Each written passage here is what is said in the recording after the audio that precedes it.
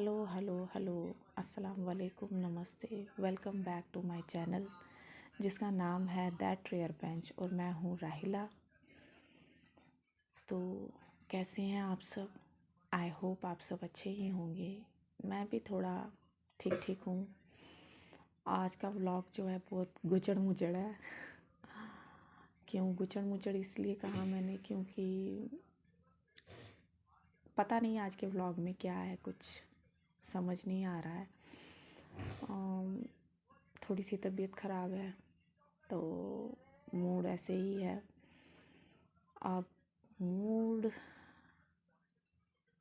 क्या बताऊँ, मूड कैसा है? मूड थोड़ा सा इरिटेटिंग है और थोड़ा गुस्सा गुस्सा आ रहा है। थोड़ा सा ख़राब है। ख़राब इस वजह से है क्योंकि मैं आपको बता दूं जो कि मैंने पहले कभी नहीं बताया है। जैसे कि मुझे सर्वाइकल भी है, डिस्क भी है और सबसे पहले मुझे डिस्क हुआ। ये बात है 2018 की, 18 और 19 की, कुछ ऐसे ही करके है। 18 की है, हाँ। 2018 में मुझे डिस्क हुआ अचानक से और डॉक्टर ने मुझे, मैं असल में क्या हुआ कि मैं बाल्टी जो थी वो उठा रही थी और मेरा बैलेंस जो है वो ख़राब हो गया और उस वजह से मैं गिर गई, बेहोश हो गई। और जब मुझे होश में आया तो मेरी कमर में बहुत ज़्यादा पेन हो रहा था, मैं उठ नहीं पा रही थी। और उठ ना पाने की वजह से मतलब मैं ज़्यादा पैनिक हो गई कि मेरे से चला क्यों नहीं जा रहा, उठा क्यों नहीं जा रहा। मैं इनफैक्ट बैठ भी नहीं सकती थी। तो बैठा नहीं जा रहा था, चला नहीं जा रहा था, कुछ नहीं किया जा रहा था, सिर्फ टोटली बेड पे। तो जैसे तैसे करके घर पे एम्बुलेंस बुलाई। एम्बुलेंस में स्ट्रेचर में मुझे डाल के लिया गया। मैं हॉस्पिटल गई और वहाँ पे जाके मुझे डॉक्टर ने बताया कि मुझे डिस्क हुआ है और मुझे अब 6 महीने के लिए कंप्लीट बेड रेस्ट करना है। तो जब मुझे ये पता चला कि मुझे कंप्लीट बेड रेस्ट करना है और मतलब डॉक्टर ने तो मेरे घर वालों को ये तक बोल दिया कि 2-2 घंटे के बाद मेरा पासा पलटना है, क्योंकि मैं वो भी नहीं पलट सकती थी। तो 2-2 घंटे के बाद पासा पलटना है, मतलब सब कुछ बेड पे ही है। तो ऐसा फेज़ आया मेरी ज़िंदगी में। उसके बाद मैं इतनी ज़्यादा पैनिक हो गई कि कुछ टाइम के बाद ही, मतलब मुझे कोई 10-15 दिन हुए होंगे इस फेज़ में। तो मैं इतनी ज़्यादा पैनिक हो गई कि मुझसे तो नहीं रहा जा रहा, मैं तो बेड रेस्ट नहीं कर सकती, या मैं बगैर चले हुए अपनी बाकी की ज़िंदगी कैसे सोच सकती हूँ, मुझसे तो नहीं ये किया जाएगा।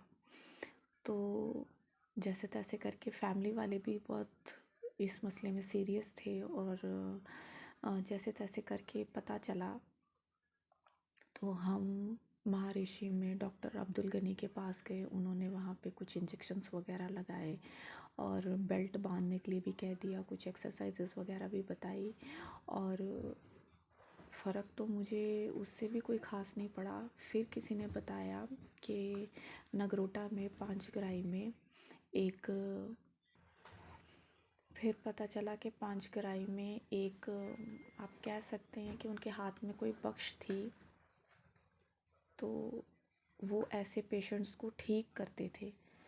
तो मुझे एम्बुलेंस में स्ट्रेचर में डाल के वहाँ पे लेके गए और वहाँ जाके मुझे उन्होंने देखा और वाकई में उनके हाथ में सबसे पहला करम तो अल्लाह का ही है। उसके बाद उनके हाथ में वाकई में कोई बख्श थी कि जो उन्होंने मुझे, मैं स्ट्रेचर पे गई थी और चल कर उठ कर वापस आई, बैठ के वापस आई।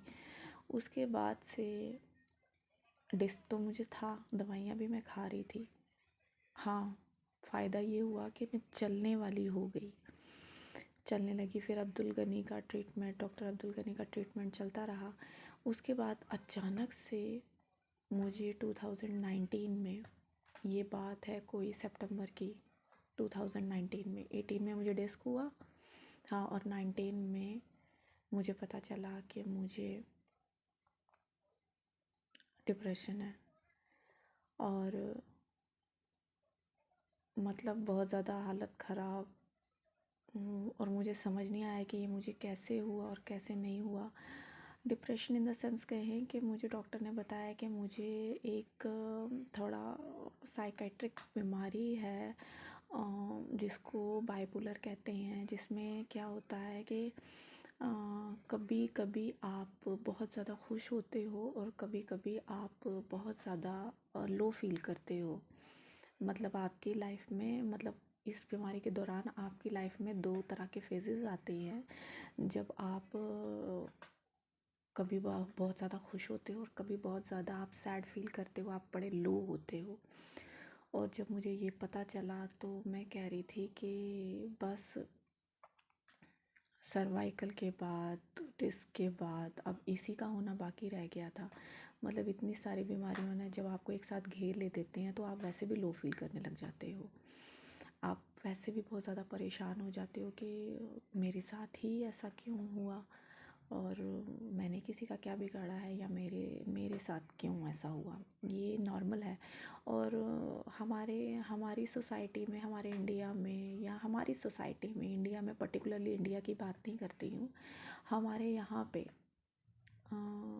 कहीं पे भी आप चले जाओ, शायद फॉरेनर्स तो नहीं, अंग्रेज़ तो नहीं, लेकिन हम जो एशियंस कंट्री हैं ये मेंटल हेल्थ को, इसके बारे में बात करने को बहुत बड़ा एक टैबू मानते हैं। कि कहते हैं कि नहीं, ओह मेंटल हेल्थ के बारे में बात मत करो, आप ये मत बताओ, आप वो मत बताओ। मुझे कोई शर्म नहीं है ऐसा बताने में कि हाँ मुझे एक साइकाइट्रिक बीमारी है जिसका नाम बाइपोलर है, डिप्रेशन है। मुझे ऐसा बताने में कोई झिझक नहीं है। क्यों?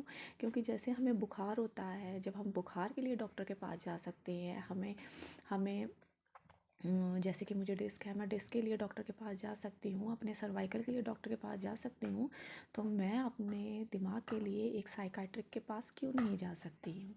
तो लोग ना इसको बहुत बड़ा टैबू मानते हैं कि नहीं, इसके बारे में तो बात मत करना। लेकिन मुझे नहीं लगता कि ये, इसको इतना बड़ा हौवा मानना चाहिए। हमें इसके बारे में बात करनी चाहिए, और बात करनी चाहिए। आप पता है क्या होता है कि हम इन जब चीज़ों के बारे में बात नहीं करते तो जो इन चीज़ों से गुज़र रहे होते हैं ना, असल में हम उनको भी और ज़्यादा डिप्रेस फील करवा रहे होते हैं, क्योंकि इसके बारे में तो कोई बात ही नहीं करना चाहता है, इसके बारे में तो कुछ हम बोलना ही नहीं चाहते हैं। तो मुझे लगता है कि नहीं, हमें ऐसे पेशेंटों को जिनके साथ ऐसा प्रॉब्लम है, जो मेंटल हेल्थ के साथ जूझ रहे हैं, उनके साथ हमें थोड़ा कोऑपरेट करना चाहिए, उनको फील कंफर्टेबल करवाना चाहिए, कंफर्टेबल फील करवाना चाहिए, ताकि वो हमसे बात शेयर कर सकें, वो बगैर झिझक के बता सकें। हमारे ऑफिस में कितने लोग ऐसे होंगे जिनको एनजाइटी होती है। ज़िंदगी में हर एक इंसान को कभी ना कभी एनजाइटी तो होती ही है, लेकिन जब वो ज़्यादा बढ़ने लग जाती है तो लोग कहते हैं ओ हो, ये तो बहुत गड़बड़ है, ये तो पागल है, इसको तो ऐसा होता है, इसको तो वैसा होता है, इसको तो वहम है बहुत ज़्यादा। तो मुझे नहीं लगता कि हमको इस तरह से बात करनी चाहिए। एक तो मुझे नहीं लगता है हमें इस तरह से बात करनी चाहिए किसी की मेंटल हेल्थ को लेके। बस वही फेज़ मेरी लाइफ में इस वक्त चल रहा है। इतनी सारी बीमारियां एक साथ आई, और उस वजह से बस ऐसे ही है। तो आज थोड़ा मूड थोड़ा लो था, तो समझ नहीं आया क्या व्लॉग मैं करूं, तो मैंने सोचा कि मन की बात क्यों ना की जाए, तो मन की बात कर देते हैं। क्योंकि नया नया मैंने भी चैनल स्टार्ट किया है, ज़्यादा नहीं अभी, 23 सब्सक्राइबर है, 23 नहीं सॉरी 22 सब्सक्राइबर है। तो आप लोग भी मेरी फैमिली की तरह हो, जैसे मेरी ये फैमिली है, ऐसे ऐसे ही आप लोग अब मेरी फैमिली आहिस्ता आहिस्ता बनते जा रहे हो, और इंशाल्लाह ताला मेरी ये फैमिली और ज़्यादा बढ़े, और हम और ज़्यादा अच्छे से बात करें इस मसले में। तो मुझे लगा कि मुझे अपनी फैमिली के साथ साथ आप फैमिली के साथ भी ये बात डिस्कस करनी चाहिए, और आपको, आप सबको जो मुझे सुन रहे हैं उनको ये भी एडवाइस देनी चाहिए कि प्लीज़ और प्लीज़ और प्लीज़ किसी की मेंटल हेल्थ को लेकर इशू ना बनाएं, और उसको थोड़ा-सा समझिए, उसके साथ थोड़ा कोऑपरेट कीजिए। आपका प्यार से बोलना आप नहीं जानते कि किसी के लिए कितना फ़ायदेमंद हो सकता है। ये तो चलिए रही ये सब बातें। अ, इसके अलावा आज मैंने असल में ना कल कुछ मोमोज़ बनाए थे। तो कल मोमोज़ बनाए थे तो मैंने उनकी छोटी छोटी क्लिप्स वगैरह ले ली, क्योंकि मूड तो था नहीं कुछ व्लॉगिंग करने का उस टाइम पे। तो छोटी छोटी क्लिप्स ले ली, मैंने कहा शायद ये मुझे काम में आएंगी। तो वो मैंने आज आज भी कुछ ख़ास व्लॉगिंग करने का मूड नहीं था, तो सोचा मैंने मन की बात की जाए। तो उसमें आज मैं मन की बात भी थोड़ी सी आपके साथ की। कुछ मैं आपको मोमोज़ जो मैंने कल किया था वो भी मैं आपको दिखाऊंगी कि कल मैंने घर पे मोमोज़ बनाए, और वो मोमोज़ खाने में बहुत अच्छे थे, बहुत टेस्टी थे। बहुत मज़ा आया उनको खा के, और घर में पहली दफ़ा बनाए तो एक्सपीरियंस भी बहुत ज़्यादा अच्छा था। और इसके साथ वो सब कुछ भी मैं आपको दिखाऊंगी। और मैं आपको जो औरतें घर में बैठती हैं, जो मतलब वैसे तो हाउसवाइफ होना एक बहुत बड़ा काम है जो मैक्सिमम लोग समझते नहीं हैं। हाउसवाइफ अपने आप में एक बहुत बड़ा काम है, और हमें अप्रिशिएट करना चाहिए उन औरतों को जो घर में बैठ के घर संभालती हैं, बच्चे संभालती हैं, अपने हस्बैंड्स को टाइम से काम पे भेजती हैं, अपने इन लॉज का ध्यान रखती हैं, अपने आप के लिए भी टाइम निकालती हैं थोड़ा बहुत। और अगर नहीं भी निकालती हैं फिर भी इतनी सारी जिम्मेवारियां वो अकेले सिर पे उठा उठा के घूमती हैं, और फिर भी कुछ कहती नहीं है कि मैंने ये किया या मैंने वो किया या मैंने वो किया, ऐसा वो कभी नहीं जतलाती हैं। और उन्हें संडे के दिन भी छुट्टी नहीं होती है। तो अप्रिशिएट करना चाहिए हमें हाउसवाइफ को। तो कुछ ऐसी वाइफ्स हाउसवाइफ्स भी होती हैं जो जो चाहती हैं कि वो इंडिपेंडेंट हों। मतलब वो खुश तो होती हैं लेकिन फिर भी वो चाहती हैं कि हमारे अपने पैसे हों, हमारी अपनी कमाई हो, हम अपनी मर्ज़ी से सब कुछ करें। तो मैं ऐसे 6 आइडियाज़ लेके आई हुई हूँ जो एक हाउस वाइफ को घर में बैठकर वो क्या क्या कर सकती हैं जिससे वो इंडिपेंडेंट हो। वो आइडियाज़ मैं आपको पाँच पाँच आइडियाज़, सॉरी 6 नहीं 5 आइडियाज़ बताऊंगी ऐसे जो वो कर सकती हैं घर पे बैठ के। तो सबसे पहला आइडिया जो है, जो सबसे पहला मैं आपको ऑप्शन दूंगी जो हाउसवाइफ घर पे बैठ के कर सकती हैं, वो है कि वो घर पे बैठकर, जैसे कि हाउसवाइफ बहुत स्वादी स्वादी खाना बनाती हैं, है ना, क्योंकि घर में सबकी फरमाइश होती है, कोई कहता है ये बना दो, कोई कहता है वो बना दो, कोई कहता है वो बना दो। तो उनको खाना इतना बनाने की प्रैक्टिस हो गई होती है ना कि वो बहुत स्वाद वाला खाना भी बनाती हैं, ठीक है। और अलग बच्चों बच्चों होते हैं तो बच्चों की अलग अलग वैरायटी, अलग अलग डिमांड होती है, तो अलग अलग डिमांड को पूरा करने के लिए वो अलग अलग वैरायटियाँ बनाती हैं। तो आप पहला ऑप्शन आपके लिए ये है कि आप जैसे कि घर में बैठ के पेस्ट्रीज़, कुकीज़, बिस्किट्स वगैरह बना सकते हो। आप डिलीशियस फूड बना सकते हो जिसको आप मार्केट में जाके सेल कर सकते हो। जैसे कि फॉर एग्ज़ाम्पल आप पेस्ट्रीज़ बना सकते हो, आप कुकीज़ बना सकते हो, आप बिस्किट बना सकते हो, जो कि घर पे बैठ के एक छोटे से मिनिमम घर के ही सामान से, मतलब आपको थोड़ा सा इन्वेस्ट करना है और वो सामान लेके आपको उसका बनाना है।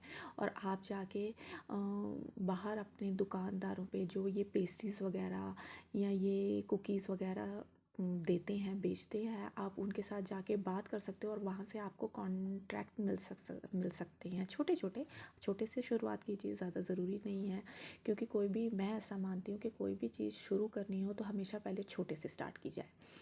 क्योंकि छोटा अगर खुदा ना खास्ता नहीं भी चला, अनसक्सेसफुल भी रहता है, तो उसके नुकसान का इतना गम नहीं होता जितना हम बड़े तौर पे इन्वेस्ट कर देते हैं और उसका नुकसान होता है। तो वो नुकसान काफ़ी ज़्यादा हमको ना, हमें बहुत परेशान करता है, बहुत फ्रस्ट्रेट करता है। तो आप छोटे से शुरुआत कीजिए, छोटे छोटे से पहले कभी कुकीज़ बना के, पेस्ट्रीज़ बनाइए, केक्स बनाइए, अच्छा पैटीज़ बनाइए, अ, कितनी सारी ऐसी चीज़ें हैं जो आप बना के आप बाहर इन दुकानदारों के साथ बात करके वहाँ जाके उनको बेच सकते हैं, और वो भी आपको कॉन्ट्रैक्ट दे सकते हैं छोटे मोटे तौर पे। ठीक है, पहला ऑप्शन हमारा ये था। दूसरा हमारा ऑप्शन है, जैसे कि आजकल आजकल होममेड कैंडल्स का बहुत रिवाज है। लोग अपने घर में सेंटेड कैंडल्स लगाते हैं, मतलब ना घर में अच्छी वाइब्स के लिए बहुत अच्छी लगती हैं वो, और एक माहौल भी बहुत प्यारा हो जाता है उससे, और उसमें कोई ज़्यादा खर्चा भी नहीं है। घर पे बैठ के आपको कुछ छोटा मोटा सामान चाहिए, छोटा मोटा सामान चाहिए, उस बस इतना सा थोड़ा छोटा मोटा सामान चाहिए, और आप घर पे बैठ के अपना ये कैंडल का फ्रेगरेंस वाली जो कैंडल्स होती है, इनका आप बिज़नेस कर सकते हो और आप इनको बेच सकते हो। आप गांधीनगर बहुत पॉश एरिया है, यहाँ पे लोग जो पॉश एरियाज़ के लोग होते हैं ये भी अपने घर में ये ख़रीदते हैं। वैसे आम भी ख़रीदते हैं, लेकिन ऐसे हाई स्टेटस और हाई सोसाइटी के लोग ये चीज़ें ज़्यादा ख़रीदते हैं।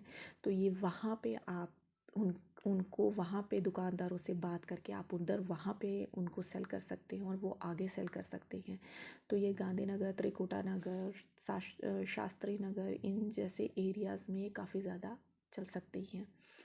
और भी आपके आसपास एरियाज़ काफ़ी सारे होंगे, ये वहाँ पे भी चल सकती हैं। मैंने तो वो एरिया बताए जो मेरे मेरे यहाँ पे आसपास है, जो मेरे यहाँ पे जाने पहचाने एरियाज़ है, तो मैंने तो वो एरियाज़ आपको बताए। आप अपने भी आप देख लीजिए कि आपके वहाँ पे कौन से एरियाज़ है जहाँ पे इस बिज़नेस का काम अच्छे तरीके से फैल सकता है, आप वहाँ पे ये काम कर सकते हो। अगला जो है, अगला ऑप्शन है हमारा होम ट्यूटरिंग का या ऑनलाइन ट्यूटरिंग का।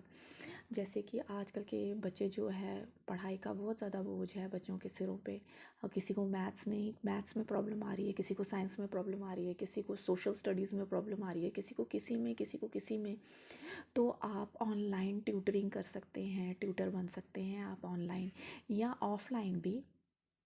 आप बच्चे घर पे आ सकते हैं। इसमें एक तो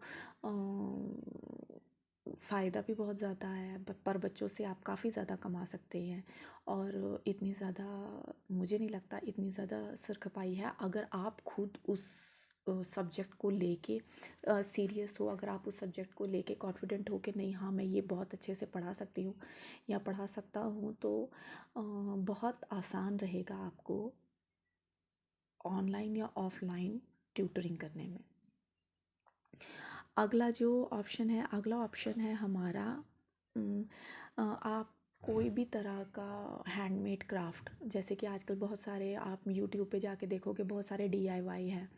अच्छा, कोई पेंटिंग करने का आपको ज़्यादा शौक़ है, या कुछ भी ऐसा करने के लिए, जैसे कि कुछ भी करने का, जो हैंडमेड क्राफ्ट्स हो, पेंटिंग हो, कुछ भी ऐसा आप वो ऑनलाइन आप वो बेच सकते हैं। अमेज़ॉन में बेच सकते हैं, फ्लिपकार्ट पे बेच सकते हैं, क्योंकि लोगों को इनका भी बहुत ज़्यादा शौक़ होता है।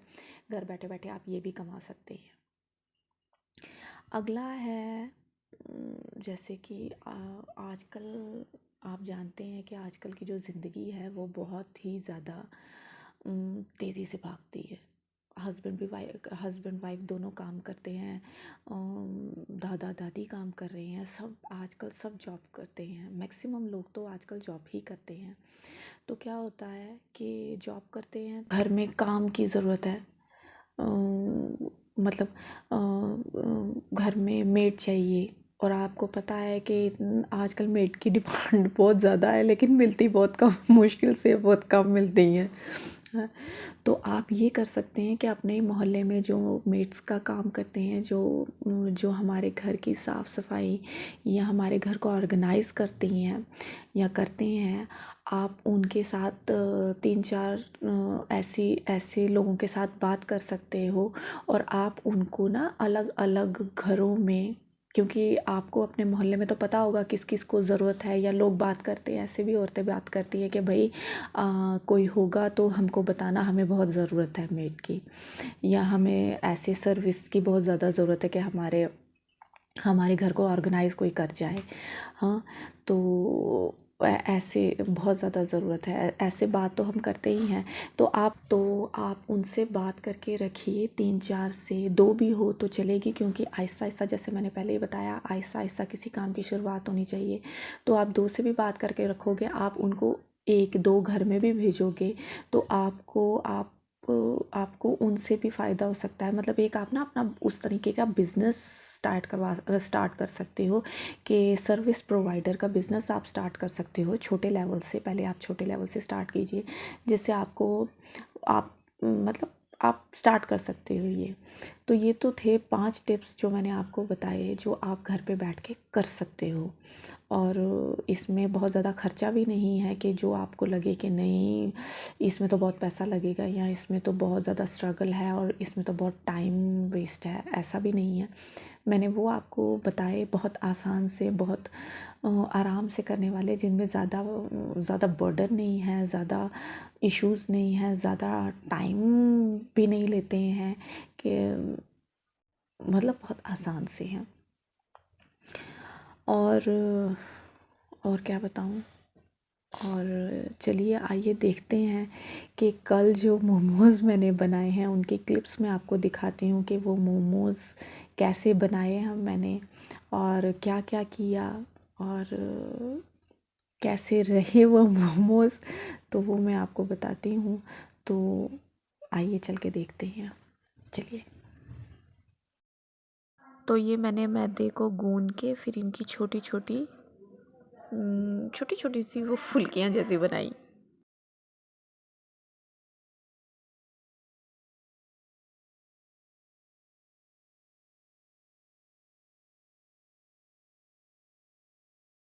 ये एक साइड पे तैयार किया हुआ है मसाला, जिसमें न्यूट्री, प्याज, लहसुन और क्या कहते हैं, बंद गोभी, ये मैंने भून लिया हुआ है। फ्राई कर रही हूँ इसको। अब हम मोमोज़ में मसाला भरने के लिए बैठ गए, वही मसाला जो हमने फ्राई किया था। पर हमें मोमोज़ की शेप बनानी नहीं आ रही थी, तो जैसे तैसे करके बना ही ली।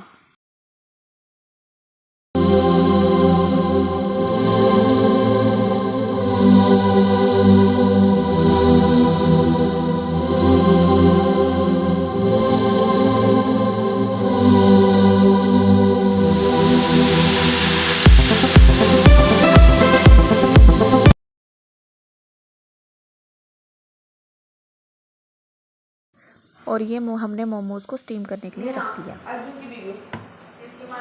और जब खोल के देखा तो ये तैयार थे। जाओ पूछ लो।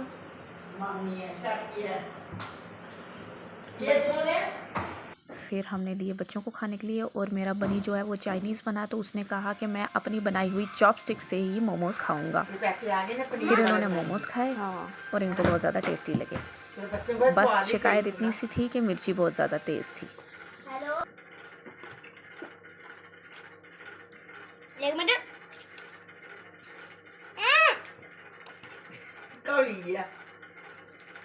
नहीं तो न जाने थे नहीं, मुझे भी खाने देना तो तू बाद में एक बार ट्राई कर। नहीं, एक बार जानो से वो तीले तू ओले। मुझे पता। तो ये था मेरा आज का व्लॉग। आपको कैसा लगा मुझे ज़रूर कमेंट करके बताइएगा। पसंद आया हो तो लाइक कीजिएगा, सब्सक्राइब कीजिएगा। इसके अलावा अपना खूब सारा ध्यान रखिएगा, और मैं भी अपना मूड ठीक करने की पूरी कोशिश करूँगी। मिलते हैं अगले व्लॉग में, तब तक के लिए अल्लाह हाफिज़, बाय बाय।